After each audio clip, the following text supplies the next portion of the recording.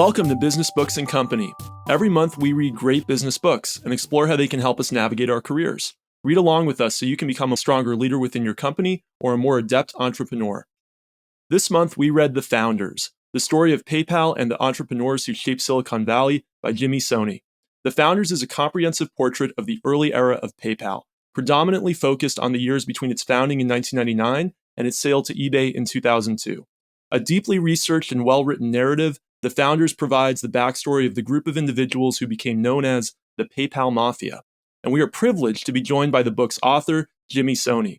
But before we get to Jimmy, let's introduce ourselves. Hi, I'm David Short. I'm a product manager at a bank where I work on Zelle. And I'm Kevin Hudak, Chief Research Officer at a commercial real estate research and advisory firm. And I'm David Kopeck. I'm an assistant professor of computer science.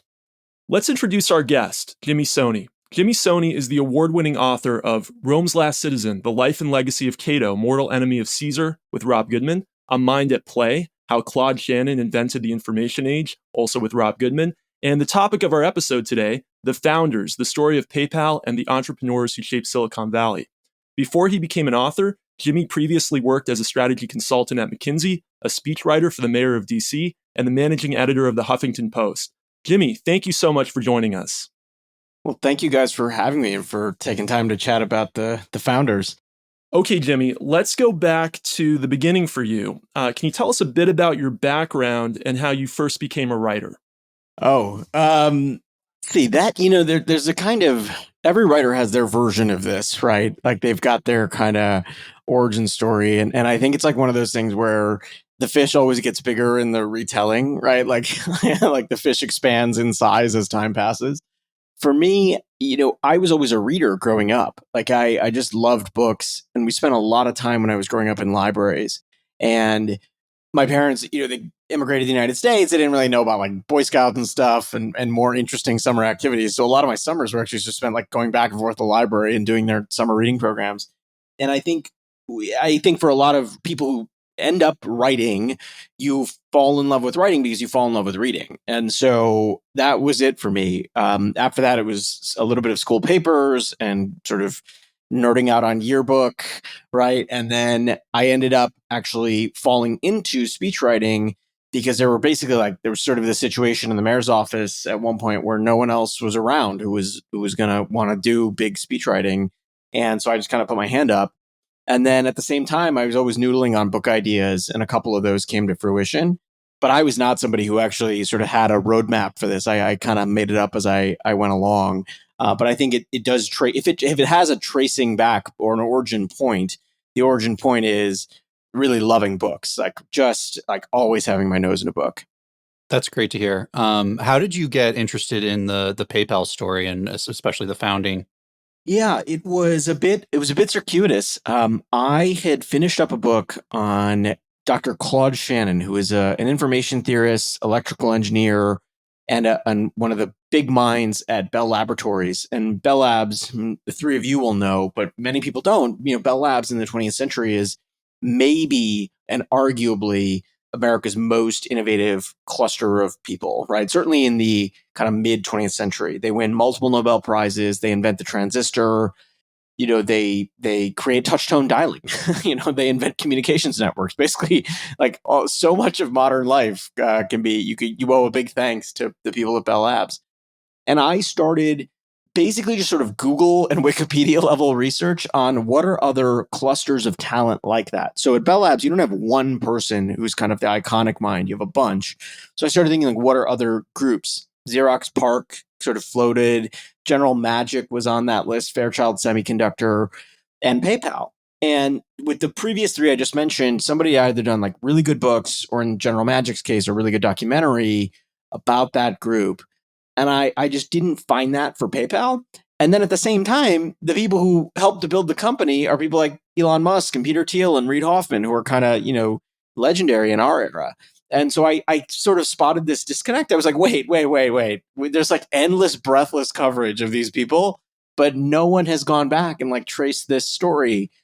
And that's what got me initially interested in even seeing if I could get the access, if I could get them interested in participating.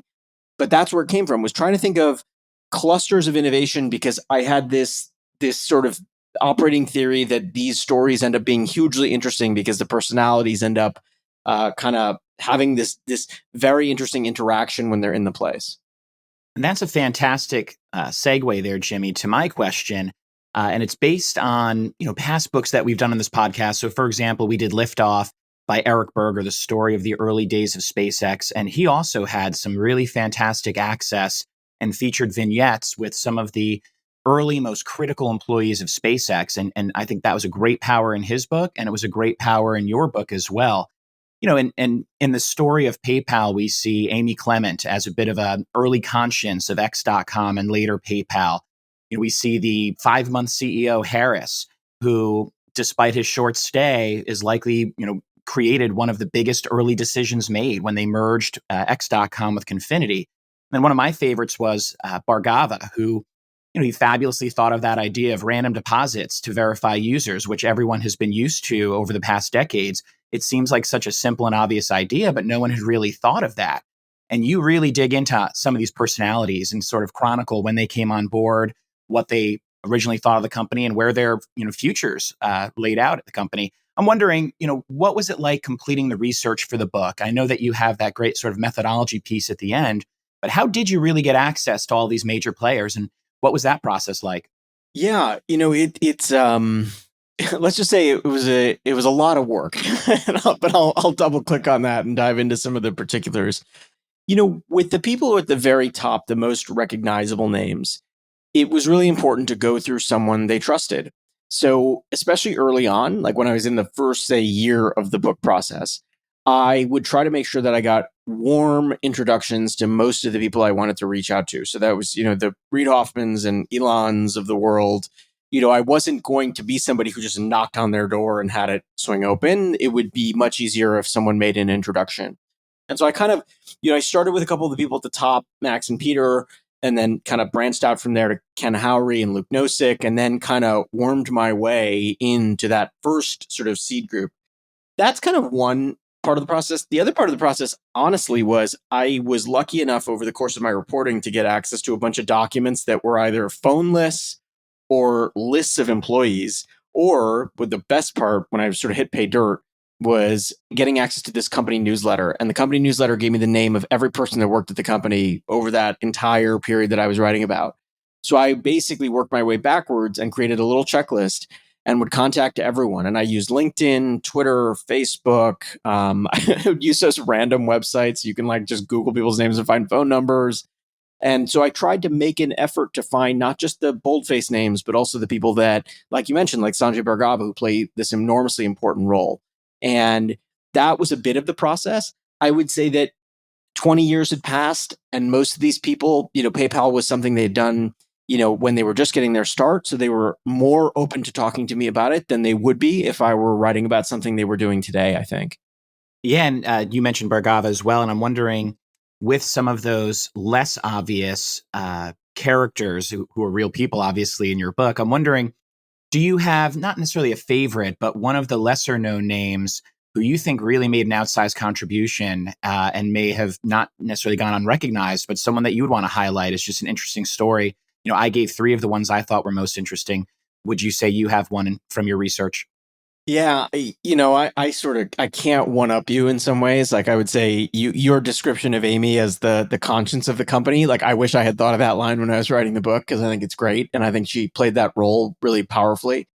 Sanjay was brilliant and provided some of the best explanation for how X.com, which was one of the precursor companies to PayPal, how he arrived. But I would say there's actually there's a woman named Esby Master who founds a firm called Master McNeil. And what Master McNeil does is they name companies. They name companies and they name products. And so, for example, if you're on your laptops, the trackpad, this is true for Apple laptops, the trackpad on the Apple laptop, that name, the trackpad, actually came from her and her firm. She is responsible for the PayPal name. Before their product was called PayPal, you had 2 companies that merged. One was called X.com, that was Elon's company, and the other was called Confinity. That was Peter Thiel and Max Levchin's company. Now, Confinity, it was later concluded, was not exactly the best name for a financial firm because it starts with the word con, and you sort of don't want the word con at the beginning of a financial company. But you have these two companies, X.com, which to some people sounded really ominous, and Confinity, which to some people either sounded confusing or ominous in a different way. And Esby Master, who has an undergraduate degree in English and really loves language, and also has a graduate degree from Harvard in business, loves business, she marries this sort of union of art and science and has this process that she and her team do to come up with the name PayPal. I had not seen her written about anywhere else, but finding her, learning her process, seeing the original slide deck that she presented when she presented the PayPal name was definitely one of the thrills for me. I would also argue that I made a point in my process, and I think, by the way, Eric Berger did a brilliant job of this with his book Liftoff, to try to find the people who are the unsung heroes. Like, you actually have to do that because companies aren't generally, if they're successful, they're not cults of personality. They have a huge number of people who make them tick. And it's a writer's obligation to go and find those people and tell their stories. And by the way, those stories end up being like usually 10x better than many of the people that everybody knows. Jimmy, let's dive into those early predecessors to the merged PayPal, Confinity and X.com. For our listeners who are not familiar with them, can you tell us a bit about their founding visions, what they intended to do, and maybe we'll later on get into how that evolved? Sure. So, picture sort of late 1998, a young, fresh out of college, University of Illinois graduate named Max Levchin has just arrived in California, and he meets this guy named Peter Thiel, and he convinces him to invest in the company that would become PayPal. At first, that company is called FieldLink, and its vision is actually to connect, basically to do mobile encryption, mobile security. So the idea was, if you're like a field tech for a company, you should be able to have your Palm Pilot connect with Homebase. That evolved, and the kind of big signature product debuted in 1999 was going to be that two people could beam money to each other through their Palm Pilots using the infrared ports. So the infrared ports were brand new in 99. And Confinity's vision was, using our product, PayPal, you could beam $10 to each other over lunch. So if the four of us were at lunch, like one person gets the bill, the others whip out their Palm Pilots, and we beam money. That was their product. That was their vision, was a mix of what I would call sort of at the beginning mobile security and then evolving to become kind of mobile money transfer. Then down the street, literally down the street, there is a guy named Elon Musk. He has just exited his first startup, Zip2. And his view from his first days ever working at a bank when he was a college intern is basically that banking is archaic and all of its infrastructure is in serious need of an upgrade. Oh, and why do financial services exist in silos? There's no reason for this. One place should be able to do everything from brokerage to savings to mortgages to loans, all of it. That vision, a broad financial services vision, is called X.com. And that's what he's trying to bring to life, just again, a few blocks down the street. And how did the PayPal email based payment system end up coming about? Yeah, it's one of those great serendipitous stories. So to be fair, and a part of the story that I think is sort of underappreciated, both companies devise an email-based payment system at around the same time. Confinity is probably like just a few weeks ahead of X.com. So on the Confinity side, what happens actually is that very quickly, the board and friends of Peter and Max start to push back on this money beaming Palm Pilot vision. And one of the people who pushes back at a late night meeting that summer of 99 is Reid Hoffman. And what Reid Hoffman says is like, look, if we were to walk into a restaurant in like the Palm Pilot capital of the world, you would still have a hard time building a use case for this money beaming stuff. And he kind of pushes this critique. He says, look, this has a ceiling on its success. And he asks a key question. What if one of us four at lunch, left a Palm Pilot at home? What do you do then? And what Max Levchin says is, well, what if we built an email companion, like basically a backup system, so that if you don't have your Palm Pilot with you, we've got this email thing, you can kind of email the money. Great, done. So that's like a part of the plumbing, but it's not the core product. That is the proper birth of what becomes the email-based money system for Confinity. On the X.com side, the way it was explained to me by Elon as well as other employees that were there in the early days, they just assumed emailing money was going to be a part of this very big vision that they had for X.com. And the basic gist, as Elon said, he's like, we just kind of assumed like it's so easy to build an email-based money system. That's going to be what we do. That's just going to be a part of, you could get a mortgage and you could send money by email. And he said, it's super easy to build technically. We just figured this was going to happen. That neither company really thinks that this is going to be the core product. And they build it basically as an aside on both halves of the company. So that's the origin story. Again, it's not a part of the plan. Yeah, and I found that really interesting as well, Jimmy. At one point, you had Musk saying that, evolutions, not revolutions in online banking was important. And like you mentioned, he just thought that the online money transfer was just one step in the way to revolutionizing, the financial services industry. PayPal, and at that point, Confinity, was more focused on the beaming at first, like you mentioned. And I think it shows that sometimes you arrive at the real impact by looking at your backups, looking at the iteration of the process. So that's a great point. It's also just to be clear, when it was really funny, one of my favorite moments in the interview. So, Musk is one of these people that, and I think people sometimes, this gets him into hot water sometimes, but he's always reaching for humor. So he's always like, he's got this bit of a kind of comedy streak about him, right? Like there's like, even in answers to basic questions, I think he's always reaching for a joke if he can. And sometimes, again, those jokes get him in trouble. When I was asking him about the email thing, he actually was so dismissive. He goes, yeah, emailing money? I mean, you're just moving one line in a database from one place to another, and you do it. He's like, it's super easy. It's so dumb. My kid built one. He's like 12. And this is like how dismissive he was of that product. And again, in a way that was jovial and in jest, but it shows you that it was such a small part of his big vision for what X.com could be. And that just the way he described it, like, oh, my kid built one. He's 12, I found that to be pretty endearing. Well, it's interesting, too, because they almost happened upon so many other trends and revolutions as they were doing this. So, for example, at one point, the language that I read in your book was Elon was almost moving towards NFTs and crypto at some point as well as part of this. I think what I would say is the first TED Talk almost happened. I can't remember who the executive was, but they went to China and participated in a conference. And I believe that one of the companies had an hour's worth of speaking time.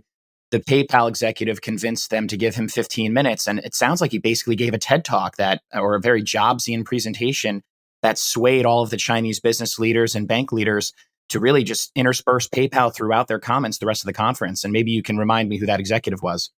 Yeah, it was a guy named Jack Selby, and he's invited to this prestigious conference in China.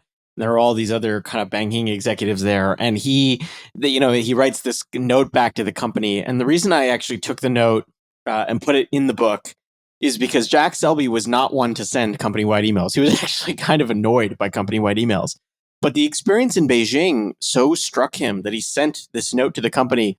And for me, it was an illustration of of a few things. One, how quickly PayPal went from a domestic use case to its expansion abroad and its interest abroad. Two was it allowed me to widen the aperture of the book so that, we have this sort of like, even with American technology firms, we sort of look at it always from the inside out, meaning I live in the United States. I sort of see these companies. I understand the lingo, the jargon. I see how they're seen by the American media.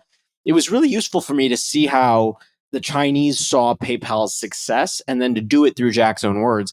And then the last reason is partly because I was always going for humor, but the Chinese thought that Jack not wearing a tie when everyone else at the conference was wearing a tie was, in his words, tremendous.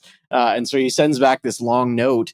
But it's this moment for me that again puts PayPal in context, because the internet is one of America's great exports, right? Many of the building blocks of the internet are built in the United States, and the tech boom, but even the tech bust, like that is felt powerfully in the United States, but there's a delay abroad. So PayPal still has a halo, even though the NASDAQ is tanking in the year 2000. PayPal is still received so well abroad, and no one wants to sort of have FOMO. And so even when the company is struggling and its representatives travel to places like South Korea or places like China, they're received like conquering heroes. So, Jimmy, thank you for the clarification on that one. It's a super interesting anecdote from the book.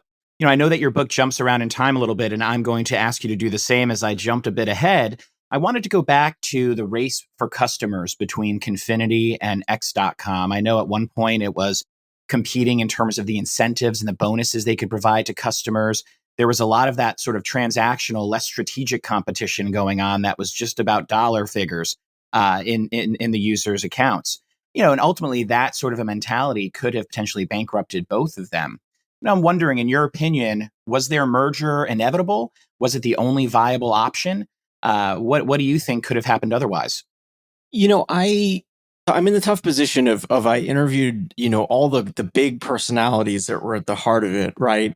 And so I was really careful with this book, as I hope came across, that my opinion really matters not, right? Sort of like I was trying to do the best job I could of taking, let's say, Elon's opinion or Max's opinion and bringing it to life on the page. Because I don't think authors should necessarily have their thumb on the scale, especially because, I was working with subjects who could tell me what they were thinking. But you've asked the question, so I'll do my level best to answer it. If you look back at, and I benefit from, again, hindsight and PayPal's success, so this is all with a big caveat. I think that the merger, tough though it was, and difficult though it was in the moment, was really the thing that set the company apart from the, I don't know, 2 dozen other payment systems that were established at the time. It's actually one of the pieces of the story that matters a lot, and I hope I did it justice, which is PayPal's success was anything but inevitable. There were plenty of other players in the space. There were digital wallets. There were other payment transfer firms. There were banks that were building their own products. And so you have a really like a massive group of companies and a mix of startups and established banks that are fighting for the same terrain. Because X.com and Confinity were ranked kind of 1 and 2 and decide to join forces, they basically achieve like the escape velocity they need together, and they build a critical mass, particularly given that they both build their critical mass right on eBay. So they become the dominant payment system for this kind of economy on eBay. I don't see a way that either company could have succeeded without the merger, because I think that per their own accounting, like they were burning up money really fast fighting one another, and they were also working really, really hard to fight one another. Now, I think if you were to interview, and I did, I asked them this, I think some of these people are competitive enough that they believe they could have eked out a victory. But I think if you sort of look back at the growth rates, the trajectory, and everything else, like the merger does seem like the thing that rescued them. And again, it's hard to run the counterfactual, but you sort of see what happens right away, which is they merge these user bases. They are able to become the dominant player on eBay, and their growth becomes, at that point, the growth becomes self-fulfilling because they're so large on eBay that buyers have to join PayPal because all the sellers are taking it, and sellers have to offer PayPal because all the buyers want it.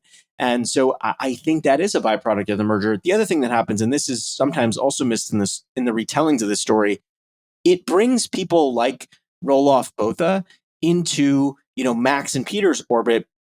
And it brings people like Russ Simmons and UPan into Elon Musk's orbit. So you have a combination of the talent on these teams. And to Elon's credit, many of the people that he hired, Julie Anderson, Todd Pearson, Sanjay Bhargava, they were rock stars, and they become rock stars at the combined entity. And so I think those are the two big reasons. One, it united the user bases, but two is that it united these teams, and you had the talent kind of, you had this massive concentration of talent once these two entities joined forces. Yeah, and it was a very interesting combination as well. You go into a lot of detail in the book about the, various coups and sort of crazy back and forth, both within the merger where, Elon tells it that he literally was going to reject once it became a 50-50 offer, but that Bill Harris sort of put a gun to his head that he would quit as CEO and blow up their current funding round, effectively killing the company. And so Elon was sort of forced into accepting it when, he'd originally come in with, I think it was like an 8% offer for the merged entity going to Confinity. But then from there, then there's the Nuthouse coup. And then ultimately, Elon getting pushed out as well for Peter Thiel to come back. Could you go into a little bit of the details there as the back and forth among the CEOs through the merger? Yeah, it's I don't think I expected this much Shakespeare in a tech story. Like I sort of anticipated like having to learn about the differences between Linux-based systems and Windows-based systems. I thought I would need to get smart about, some of the basic elements of product management. but I really didn't think that like this would be, you know, Macbeth, right, or anything of that sort. But it turned out that way. There's a kind of like broad, call it a conclusion that Elon talked about when we talked about the first time that there was an attempted overthrow of his leadership early in X.com. And I asked him about it, and he said, you know, there's always drama in startups. And I didn't make much of that line at the time. I mean, I included it in the book because it was his concluding thought about this very difficult early period. But I've thought about it more since, and you sort of look at any one of these stories of how these new things come into being, right? These new entities, and you end up having to have people within these companies who basically like look at some industry and say, no, I can do it better, and I can do it faster or cheaper or differently. And I think that draws a certain kind of person, and it's not always going to be the person that kind of gets along with everybody else, right? And so what happens in the PayPal case is you have a ton of IQ points in the room at the same time. And so, you know, by my reckoning or by my counting, there was one attempted coup, then there were two actual coups, then there was sort of the distant possibility of a third, and there was a lot of what I describe as sort of like Game of Thrones kind of stuff that happened in the middle of the story. I tried to focus more on kind of what the strategic and substantive differences were across the leaders and less on maybe call it the personality conflicts, because I think that at the end of the day, if you look at some of the coups that happened or near coups, they weren't really about like people kind of being snarky. It was more about substantive disagreements about company vision. And I think that's one of the key things is that, as you pointed out, eventually Max and Peter do, and the group of other folks at the company do push Elon out of the company. And I think it was a difference of founder vision. In Elon's case, he wanted to fulfill the original expansive X.com vision. And in Peter and Max's case, they thought that the payment services model that PayPal had built was the only path for the company's success. They also thought that the company had a pretty high burn rate and wasn't going to be able to make the broad financial services superstore work. And so they sort of organized an overthrow of the CEO. It's a famous moment in Silicon Valley history. It's a very painful moment for Elon himself. But in some ways, and again, this is like per the Liftoff book about SpaceX and obviously what's happened with Tesla, in some ways, people have pointed out that it's quite possible that if Elon hadn't been overthrown, he would have continued to run PayPal and try to make it into the financial services superstore, leaving uncertainty for the future trajectories of SpaceX and Tesla. So it all worked out. But I do think that the important thing is that it is not, these things tend to be written as personality conflicts. In this case, at least, almost all of these big leadership upheavals happened because of differences in strategic vision. It didn't mean that there weren't sort of, you know, funny comments and snarky things and sarcasm and whatnot. But I do think it's important to underline the substantive differences of opinion that are at the heart of a lot of these things. Yeah, and I actually took away from your book, Jimmy, two big important themes, one of which deals with what you just mentioned, and you described it as Shakespearean, Macbethian, et cetera. But it was almost like there was a friendly competition. There was a spirit of competition that ended up being positive. And in the beginning of the book, you mentioned some of the case interview questions that Peter and Max would give to the new candidates. And that was something important. And even when Elon was pushed out as a result of the Nuthouse coup, I remember that he wrote that it was a very decent and dignified exit email to the team. And some folks were even surprised about that. And I thought that spirit of friendly competition was important for the company. The other thing you mentioned, too, is that a lot of the employees at either X.com or Confinity were recruited because they weren't coming from payments world, not coming from the financial services sector.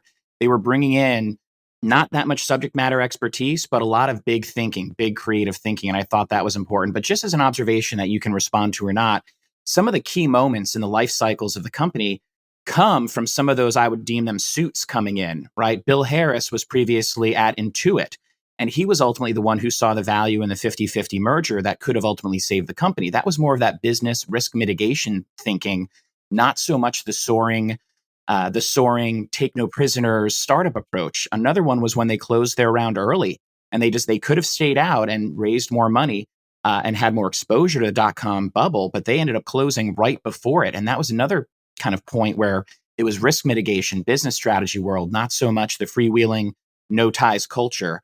And I thought that was, one of my key takeaways was that a balance of those two approaches likely works best. Keep the CEO from Intuit there for 5 months, make one of the biggest decisions in the company, and reap the reward and benefit from that.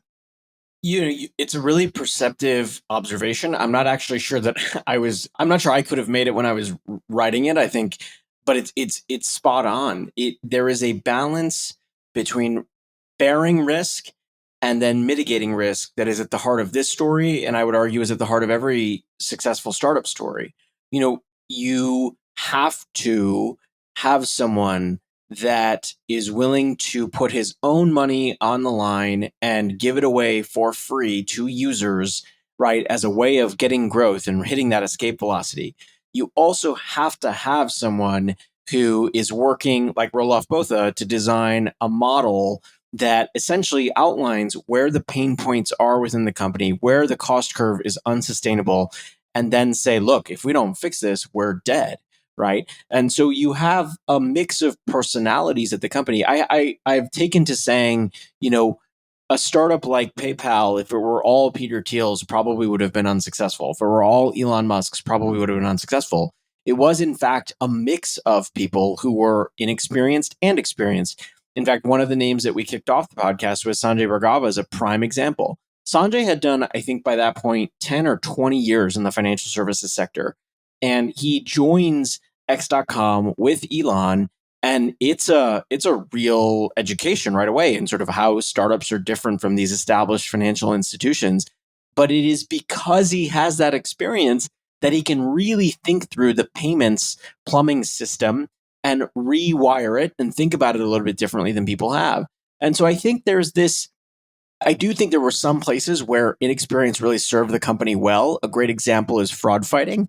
They were willing to take risks with their model that maybe an established bank wouldn't, because they had fraud on the platform. At the same time, like, they were able to defeat the fraud. There were other places, Sanjay and there's another gentleman named Sandeep Lal, where having experience when you're talking to banks abroad, like HSBC or Santander or one of these, that really helped. Like, it helped to have someone there that spoke the lingo, that knew what they were doing. And so I think, I can't sort of weight the scales one way or another, but I think the mix of experience and inexperience proved to be important for this company's success. You've talked a bit about achieving that escape velocity. And of course, the fuel for that rocket was eBay and PayPal's dominance of the payment space within eBay. I think some of our younger listeners might not be familiar with just how big eBay was in the late 90s and early 00s, both culturally and also kind of producing this whole cottage industry of eBay power sellers around the country.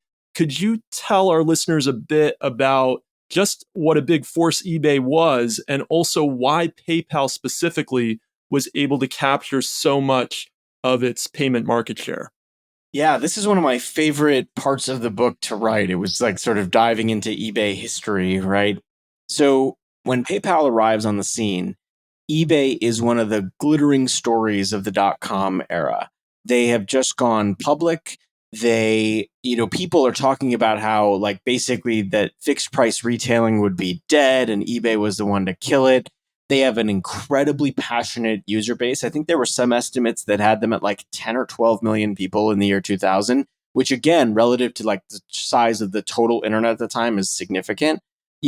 They have this incredible thing. They don't have any inventory, so their margins are insanely high. Even when the .com bubble is bursting, eBay is one of the few companies that actually manages to like stay very solid during that period, because, again, their growth has been organic from the start. There's a story, and I may get it wrong, but I remember something along the lines of when their first outside money wrote them a check, Pero Midyar basically like put it in they cashed it, but they kept it on the side because eBay was profitable from the get-go, and they never ended up actually needing that money at all. So they're a powerhouse. Now, part of their model early on, their operating model was, we're going to service online auctions, and we're going to connect auction buyers with auction sellers, but we're not going to help you take photos of your items. We're not going to help you do the last mile of your payment system. We're not going to handle shipping and handling. We're going to leave all those ancillary services to our users, and they're going to have to sort it out among themselves. So what does that create? I had this executive, I didn't include this quote in the book, but this executive from PayPal said, when you used eBay in the year 2000, the auction part of it felt like the year 2000. The payments part of it felt like the 1950s, because as soon as you finished your auction, you basically had to figure out with the seller, like, are you going to take a check? Am I going to mail you cash in an envelope? Am I going to send you Western Union, wire transfer? What are we going to do here? That created an opening for an email-based payment system, which both Confinity and X.com were creating. And it is on eBay where their products first take root and first have a lot of success. A big part of that is that both companies are giving away bonuses. So David, if you wanted to sign me up for PayPal, you send me a referral link, I'd get $10 and it would say, David has sent you $10. But what's more powerful is that, David, you would get $10 as soon as I signed up. And so what happened is they created this incredible referral pipeline. They had huge user growth, but those $10 and $20, in the case of X.com, bonuses helped to underwrite a lot of eBay transactions, which in many cases were small dollar transactions. So they were sort of increasing the margins on all of these eBay auctions, growing like crazy on eBay. But a big part of that is that eBay had not created a unified payment mechanism for its auction buyers and sellers. And I remember someone telling me from PayPal, they said, one of the things that we did was we were always in this foot race with eBay to see if we could build and deploy our products faster. And a big moment of success for us was when we realized that our payments emails were getting to eBay users faster than the emails indicating that the auctions were closed. And they goes, that's when we knew we were winning. Yeah, so it really does come down to, I think, the quality of the technology and the user experience as well. I mean, when you look at Bill, I believe it was called BillPoint, which was eBay's incumbent in-house function. When they switched over to that buy it now, which I always thought was the most useful thing on eBay. Then again, I wasn't using it in the early 2000s, but apparently buy it now would be sending notifications to buyers and sellers 11 days or so after the transaction took place. And one thing I just wanted to get into as well, Jimmy, was the idea, and relating back to previous episodes of this podcast this season. For example, we read about Edwin Land and Polaroid and how Kodak didn't even notice Polaroid at first and thought, and even though Polaroid largely depended on the chemicals from Kodak and some of those processes, and then once they realized it was just too late. What I sensed in this book was, and from the PayPal story, was that PayPal was not necessarily on the eBay radar in the beginning, yet that was PayPal's fuel to growth in the email peer-to-peer payments. There was also the credit card companies as well. So at one point, PayPal largely depended, before they started hooking into bank accounts, on the credit card processing and on the credit cards as well. They were so dependent on some of these platforms and companies. I'm wondering, why didn't eBay act sooner? Why didn't the credit card companies or big financial institutions act sooner? Yeah, it's a great question. And it's a question that actually the people who lived this story would ask themselves all the time. So you're spot on, because they would look in the mirror and say, how is it possible that we're even doing this, right? I think the answer has multiple parts. And I think it depends on if you're sitting in an eBay executive's chair or if you're sitting in the chair of someone who's at Visa or MasterCard or American Express or Discover. On the eBay side of things, they acquired this company, BillPoint, in early 99. BillPoint is really young when it is acquired. I don't actually know that they'd even had a product deployed formally. They were sort of at the final stage of things where you could build something really quickly and then get it acquired really quickly and hope for the best with the integration. And they had a lot of the same ideas that, that PayPal had. I mean, that's just like, I interviewed a bunch of the folks who were there, interviewed one of the co-founders, and he said, look, we had studied the micropayments literature. We knew what we were doing. It was the same sort of process, but we had an acquisition offer on the table from eBay, and it was a giant. And why wouldn't you take that? It ensured some security. Accept.com was acquired by Amazon. And so you have, others in the space that are getting acquired. So with eBay, a big part of the reason why they didn't want to wade into the choppy waters of payments is because payments are hard and they're subject to fraud, and you get all kinds of noise in the system. And eBay was a really that it was a business that was sort of free from that noise to some degree. By not owning payments, you also don't own the problems that come with payments. You get to take your margins on auctions. You get to design better platforms. You get to expand into new auction categories. You get to do eBay Motors. You get to expand abroad. You don't have to worry about, random, Russian hacker trying to put up fake eBay listings and then benefiting from the credit card thing and then having to deal with chargebacks. It's a really messy thing to build a payment system, and eBay wanted no part of it. The other thing is you have to think about relative to the total size of eBay's business, even if they did integrate payments at that time, payments were really only going to increase their margins by, 1%, 5%, 10% maybe. So they sort of, if you were giving the most generous interpretation you could to the eBay side, what you would say is this: they let PayPal endure 4 years of total grief and a ton of fraud and $200 million burned up in order to eventually get the payment system right. That's the eBay side of it. On the Visa and MasterCard side, what PayPal becomes is essentially what's called a credit card master merchant. They sit in between these small dollar payments that are happening on eBay. And what they're essentially saying to the market is, we're going to underwrite the risk here for these small dollar sellers, right? Meaning people on eBay, not massive multi-million dollar businesses. They don't have years of accounting they can go through to subsidize them or to check to make sure that they're good, good for what they say they are good for. So PayPal's taking a big risk in playing that credit card master merchant role. And I would say that from Visa and MasterCard's perspective, they kind of it wouldn't have been worth the headache, right? In some ways, the more natural owners of that business would have been Visa and MasterCard, because PayPal essentially has to operate on top of those businesses to make its own business successful. But if Visa and MasterCard are staring at somebody running something out of their garage on eBay and a buyer, that you can't really, a digital buyer on eBay, that's not a place where Visa or MasterCard are going to over-index when they've got much bigger fish to fry. Yeah, and thank you for the answer. And I heard you say the word grief there, living in grief for 4 years. And I wonder if they didn't have the sword of Damocles hanging over their head constantly, would they have taken some of those risks and been as open-minded and made some of the moves they did, which ultimately contributed to their success? I think it's 100%. I think pressure is a big part of this story. Pressure in this story becomes generative. And it's actually a big part of what I would say, people will often ask the question, and I'm sure the three of you are actually better versed in this than most, what is the difference between a startup and an established company? And I would argue that there are a number of factors, but I think that with this story in particular, part of what made this company successful is that it always felt like it was going to go out of business the next day. I had an interview with someone who talked about how there was this psychological shock when the dot-com bust started happening, because all of a sudden Palo Alto went from a place where there were fancy startup parties every single night to a place where storefronts were being boarded up. You had tech companies that could do no wrong that would spend millions of dollars on Super Bowl ads, and then something like 85% of the value of the NASDAQ is wiped out in the space of a year and a half.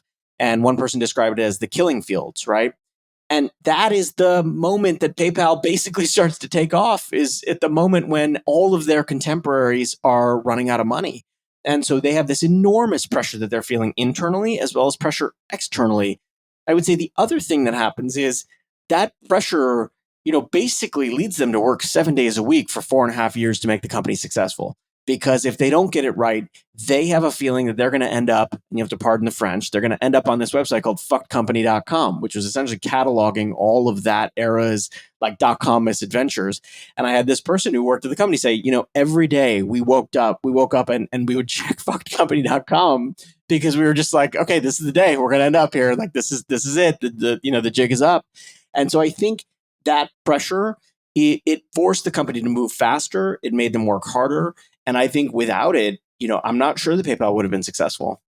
Yeah, I think the details of the difficulties that they went through are really inspiring and interesting. And I think Peter Thiel even kind of says that he thinks part of the success of the team afterwards was the crucible of the PayPal team.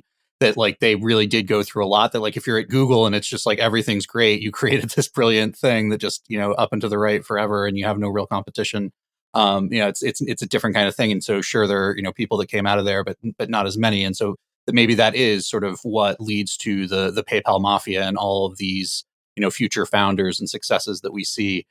Do you think that like dynamic of the difficulties of the journey there is what then led to so many succeeding as founders down the line? I think it's certainly part of it. Meaning, I think it's necessary but not sufficient, if that makes sense. Sort of one ingredient, and there were several. But I will say on that point in particular, it makes me think of this story that is not in the book, but is a part of how I always think about this particular lesson. So one of the things that PayPal had to struggle with is product distribution, right? Not just how do you build something great, but how do you make sure people actually find it and use it and kind of stick with it. And they're facing this problem of they've basically commandeered the cash registers at someone else's store, right? They're running eBay's payment services, but eBay is not something they own. Like eBay's not like a public platform. It's a publicly traded company that has shareholders, but they've sort of wormed their way in. They're parasitic, right? They're usefully parasitic, but they're parasitic. And so they always had to play this cat and mouse game of like eBay would do something in their code to like disrupt PayPal's process. PayPal would do an update, then something else would happen, then PayPal would update. They were always in that posture. Fast forward, the co-founders of YouTube come out of the group that made PayPal. YouTube enters into this same kind of relationship with a little website called MySpace, where you have MySpace users embedding YouTube videos. MySpace gets really mad about this and starts to like do all sorts of like, funny business to boot these YouTube videos off. And one of the things that one of the YouTube co-founders shared with me is he said, "Oh, we learned this from PayPal. What we did was we had our users call MySpace headquarters and complain. So we put up their like corporate office number or whatever. And it essentially was the same play because that was exactly what PayPal would do. They would have eBay users complain to eBay or complain on eBay message boards about eBay's behavior. And so the YouTube folks basically led MySpace users to complain to the MySpace people to say, hey, reinstate those videos. We really like that platform. It's really working for us. And so there was a way in which there was the difficulty of eBay that led to this strategy, right, of what happens when you're a nuisance on another website. And I think that's one example of many of where if you are in this position of having to be essentially like a startup guerrilla fighter, you don't lose those instincts when you go on to the next fight, right? And I think there's a lot of that in this group. I think some of it is nature. I think some of these people are just competitive by nature, but they definitely nurtured that ethos at PayPal. And you see it in different venues in the afterlife. Though again, the afterlife was sort of beyond the scope of my writing. One thing that's interesting about the whole story that you cover so well in the book is how action-packed it is in such a short period of time. And there's this kind of dance with eBay back and forth. Is eBay going to buy them? Is eBay not going to buy them? Is eBay's offer high enough? And then they ultimately end up IPOing, but then bizarrely end up getting, not really bizarrely, but interestingly, end up getting bought by eBay just a short while later. So I'm wondering if you think the sale to eBay was inevitable. Did it have to happen? And how do you think PayPal would be today if that had never happened? There wasn't this, like, I think it was 10 or 13 years where PayPal was a part of eBay. Yeah, you've asked me the sort of great after dinner question that occupies the minds of a lot of the people in this story. And I spent a lot of time thinking about this, and I spent a lot of time speaking to other people who are at the heart of the story about it. Because as you identified, this company that really properly starts in 1999, in February of 2002, it IPOs. It's one of the first successful IPOs after September 11th, and actually is one of the first successful tech IPOs in a while because it's been rough seas for a year and a half. A few months later, they're sold to their chief competitor, eBay, and there are mixed feelings on the day of the announcement within the company. Was this the right thing? Was this the wrong thing? Did we sell out? Could we have made more? Would we have been successful? When I interviewed Elon, Musk himself told me, he said, I thought we were crazy. He's like, I thought there was going to be a lot of value that it was still to be unlocked later, and it was nuts. But he and many others pointed out that a big motivating factor wasn't just that they could de-risk the company by selling to eBay. It was also that the team was just fried, right? Because basically after this really intense 4-year period, it was just getting really tiring and exhausting to continue to fight eBay for survival. They've gone public. They're still fighting eBay for survival. And so part of this was just they sat down with different team members, and those team members played back to me. They said, look, once you've been working 7 days a week for a few years and your entire life is about the company, you sort of like start to wonder, like, is this all there's ever going to be? Like, what is going to happen? So that was a big part of it. It is one of the liveliest debates, is like, did we sell too early? Should we have sold? I would say that the most level-headed commentary about that subject came from someone named Catherine Wu that I interviewed. Catherine was a later arrival to the PayPal team, but she explained to me in terms that made sense to me. She said, for PayPal to become what it is today, which is to say a worldwide payment system, 190 plus countries, huge user base, owns Venmo, she said, you needed to have footholds along the way. You don't do that overnight. She said, eBay was a really important foothold for us. But if we were continuing to fight eBay, we could not convince other places that they ought to take us and accept us as their payment system. And so she described that transaction, eBay acquiring PayPal, as another important step in PayPal becoming one of the default payment systems on the internet. And she said it gave us a critical foothold because now we could stop fighting them and we could start explaining to other people why our system worked better. And it helped us expand into what they called sort of merchant services, right? Which was expansion beyond the auction ecosystem. And so where I net out, and here I think, I looked at a lot of I spoke to so many people about this question, and I do net out on, if they had continued to fight eBay throughout 2002, it's possible they could have won, but it would have been basically like a series of rearguard actions. Someone said to me, they said, at a certain point, we weren't creating anymore. We were just defending. Like, it wasn't creating new value to continue to try to stay alive on eBay. So once they acquired us, that fight went away. Now, granted, there were some difficulties with the integration, and there were a number of things that some commentators have said that eBay could have done different or better to expand PayPal in the earliest years following the acquisition. But I would argue that the acquisition was really important. And then the final point I'll make on this, and again, this is just because this is a big subject of discussion among this group. It also enabled some of the earliest founders and earliest employees of the company to leave the company. There were people who felt a strong emotional attachment to PayPal. I did a podcast recently with Max Levchin, and he described it as home. He said, it felt like home.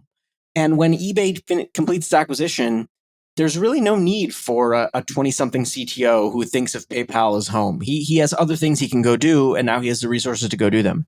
The same is true for David Sachs. The same is true for Peter Thiel. We know some of the things that those people have gone on to work on. And I think in a way, like, the eBay acquisition was the safety valve. It sort of released a handful of these people and then later others to sort of go off and do other things. It was one of the most important, I would also argue one of the most misunderstood parts of that history, because the other thing I want to make sure people understand is it wasn't all negative. Like, it's been portrayed pretty negatively, but eBay was also a place where a lot of these younger leaders in technology, learned how to manage within a bigger organization. They got management training. They earned equity. Their shares vested. They built security for themselves, wealth for themselves. And a few of them had actually flourished at eBay. So there's also a part of this that hopefully corrects the record, that it was also positive for huge numbers of PayPal people who now found themselves eBay employees. Yeah, and it's interesting, I know that Jimmy, you had told me that I had read some more subtext into your book than perhaps you had intended earlier on. This may be another one, and it may be too clever by half. But, the way I think about it, PayPal was that vector for online payments. It was also this vector by which these early entrepreneurs were a channel for much larger global impact in their future lives. You also ended your book with a profile of how what has become known as, quote unquote, the PayPal mafia actually inspired two juvenile offenders to pursue more productive lives post-prison. I'm wondering, when it comes to that term, PayPal mafia, why is that term controversial? Could you explain a little bit of that? I mean, in reality, PayPal mafia's GDP combined is higher than that of New Zealand, as you mentioned. What is controversial? Yeah, it's another one of these sort of live wire subjects. The bit of background is that this group of people are often referred to as the PayPal Mafia. That term was the headline in a 2007 Fortune magazine article, and it's this cover photo. They are in this Italian restaurant. They're sort of dressed as mafiosos, and it let's just say like it's a more evocative cover than if they were all standing in front of cubicles, right? And it becomes this mythic moniker that's attached to the earliest PayPal crew. They are often referred to even today as the PayPal Mafia. There was reporting just this past weekend from the Wall Street Journal about Elon Musk's acquisition of Twitter. And again, the PayPal Mafia was invoked. Here's why it's a bit of a problematic term. And I had multiple discussions with multiple people over 5.5 years about this term specifically. It's because the PayPal Mafia actually describes the later years more than it does the early years. That's one reason. A lot of what that term refers to are, for example, Peter's role as being one of the earliest investors in Facebook, or Max Levchin's creation of Slide and then later Affirm, or David Sachs and the success that he's had with Craft Ventures. It doesn't really refer to their period at PayPal when they are frankly like about as far from sort of an organized mafia ring as you could get. Like they're just making it up as they go along the same way many other startups do. That's one reason. The second is, a bunch of people said, look, we're not quite as sinister as that cover made us out to seem. One person said to me, I don't think I included this going through, he said, we're really not that cool, right? Like we're really not that sort of group of people. The third thing I would say is that that cover was all men. It was 13 men, I think, on the cover. And as I hope I achieved in the book, this is a much wider group of people. It's a much broader cast of characters at the original PayPal founding period between 1998 and 2002. And so I think part of it is you're not going to put 200 people in Palo Alto and several hundred people in Omaha, Nebraska on the cover of that magazine. And that magazine article really wasn't about PayPal. It was about what came later. So it's become a bit of a controversial term, but it also has become this hugely popular term abroad. People really do look up to this group of tech founders internationally. And I found this interesting thing that happened is that every time some company somewhere abroad would go public, people would talk about whether it was going to inaugurate the creation of insert company name plus mafia. So there's like the possibility of the Flipkart Mafia in India, the WorkBrain Mafia, the Revolut Mafia, the Monzo Mafia. I mean, this happens again and again. And people really do it. They try to do it deliberately. The other thing, and this is the story that concludes the book, is that magazine cover found its way into a maximum security facility in Jessup, Maryland. And it is on the wall of a prison cell occupied by these two young prisoners, Chris Wilson and Stephen Edwards. And this lights them up. The story of startup success lights up these two African-American young men. They're I think they were 16 and 17 respectively when they were incarcerated. And it makes them think that there's a possibility for them in the future to do business, to build businesses, and to learn the language of business. And this starts that obsession. When I interviewed both of them, they knew so much about the co-founders and the earliest employees at PayPal. It was astonishing to me. They both end up actually getting earning their freedom. Today, one of them is a technology entrepreneur. He's a software entrepreneur, Steven, and he's doing some things with logistics software. And Chris Wilson is an accomplished artist and author, and also owns, I think, 2 real estate businesses. And so there's this way in which, the term is complicated. It is both inspirational and maybe misses the mark in some of its descriptive elements, but it exists and it's a part of our culture. As we start to kind of wrap up here, Jimmy, I want to ask you a question that's really very tangential. It's not directly related to the book, but it's about Jeremy Stoppelman. I feel like him and the story of Yelp is really a very underreported story. I'm wondering if in your research you got into that at all, and if somebody like you who's written 3 successful books sees that there's potential there for a book about Yelp and Jeremy. I would say not only is the Yelp story, a founding story, underrated, but I think Jeremy's one of the truly underrated people within Silicon Valley. I think he, like Amy Clement, I think he's somebody that operates with a real conscience. And I think he has put himself out there and taken some unpopular positions, at least unpopular in some quarters, but I think he speaks his mind and he's a really incredible leader. I had other people as well, by the way. There was some podcasts I was listening to and I was doing my research, and Max Levchin was asked, who do you think the most impressive CEO is out of the people that came out of that PayPal group? And I believe at one point he said Jeremy Stoppelman. Jeremy was an incredible interlocutor for me in understanding the transition from his time at the University of Illinois to other startups and then to PayPal. The way I heard the Yelp story told, and this may not be true, and it comes with a bunch of asterisks because I really tried to rigorously fact check the PayPal book, but I didn't fact check the Yelp story I'm about to share. So I don't know if it's true. But the way it was explained to me is that essentially in the aftermath of PayPal, there was a birthday party being held for Max. And it was held at a restaurant or some venue where there was food. And Russ Simmons, one of the co-founders of Yelp, and Jeremy Stoppelman were there and sort of trying to think about like what they sort of sketched out on a napkin, like what if we could get reviews for restaurants that are all around that were like publicly available and other people could comment. And my understanding is that it was not that long between that conversation at a birthday party and Max agreeing to seed Russ and Jeremy with some money to build Yelp.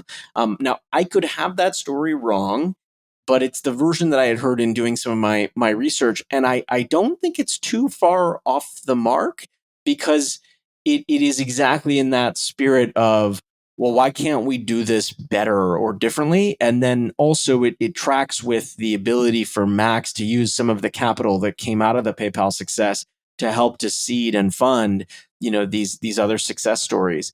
And I would say actually that the part of it that I hope people appreciate, at least from my book, and if someone does decide to do the Yelp book, is that Russ Simmons, Max Levchin, and Jeremy Stoppelman are all from the University of Illinois. So, despite the sort of West Coast attention that's often and rightly paid to technology stories, a big part of the story of PayPal is the success of Midwestern engineers.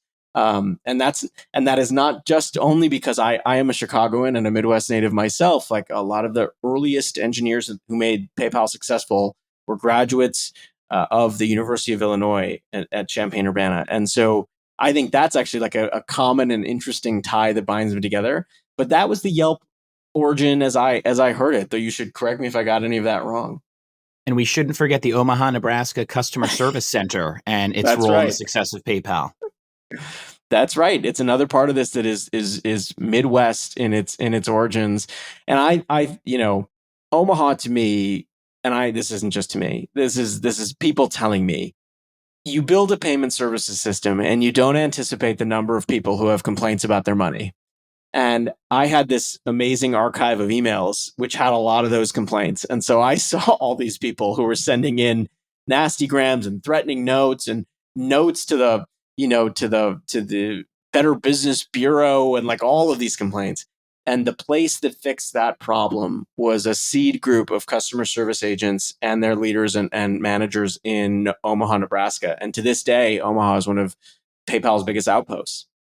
Well, Jimmy, we've talked about a lot, but I'm wondering if there's anything that we missed. Is there anything you want our listeners to know about the founders? Is there anything else? And also, I also wanted to ask you about that Easter egg that we heard about on another podcast that you were on. You mentioned there's an Easter egg in the book. I couldn't figure out what it is. Are you going to share that with us or keep it a secret?